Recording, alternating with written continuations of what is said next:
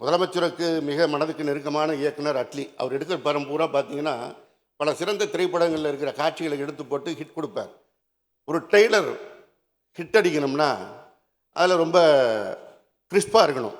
மாண்புமிகு பேரவைத் தலைவர் அவர்களே, மாண்புமிகு தமிழ்நாடு முதலமைச்சர் அவர்கள் தமிழ் திரையுலகில் இருந்து திரைப்படங்களை விடுத்து மக்கள் பணிக்காக அரசியலுக்கு வந்து விட்டார். ஆனால் அரசியலிலே இருந்த அண்ணன் சிவசங்கரன் அவர்கள் எடிட்டிங் என்கிறார், ட்ரெய்லர் என்கிறார். அட்லியை குறித்து பேசிய போதெல்லாம் எனக்கு ஆச்சரியமாகவும் அதிர்ச்சியாகவும் இருந்தது.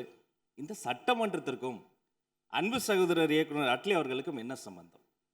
அதே போல அவர்கள் சொன்னதை, ஜனநாயகத்தினுடைய பெரிய பலமே எதிர்க்கட்சி தான். அவர்களினுடைய ஆக்கப்பூர்வமான விமர்சனங்கள், அவர்களினுடைய அறிவுரைகள், அவர்களினுடைய எதிர்ப்பு என்பது நமக்கு ஒரு வலிமையை சேர்க்கும், ஒரு பலத்தை கொடுக்கும். அதே சமயம் விதானவாதமாக சில விஷயங்களை திரித்து அதனுடைய உண்மை தன்மை புரிந்த பின்பும் அதை வம்பிற்காக பேசுவது என்பது எப்படி சரியாக இருக்கும் என்பதை நாம் புரிந்து கொள்ள வேண்டும். அது மட்டுமல்ல, அவர் குறிப்பிட்டார், காலங்கள் மாறும் காட்சிகள் மாறும் என்றார்.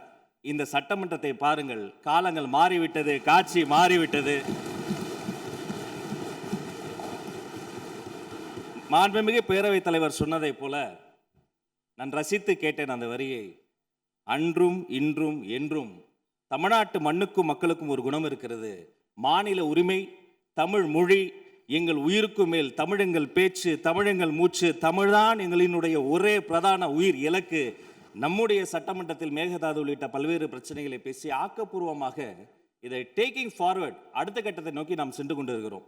மீண்டும் 2 சட்டமன்ற உறுப்பினர்கள் அவர்களுக்குள் இந்த வார்த்தை விளையாட்டை பேசிக்கொள்வதை விடுத்து ஆக்கப்பூர்வமான அரசியலுக்கு நோக்கி நாம் செல்ல வேண்டும் என்பதை மாண்புமிகு பேரவைத் தலைவர் மூலமாக கேட்டுக்கொள்கிறேன். நன்றி.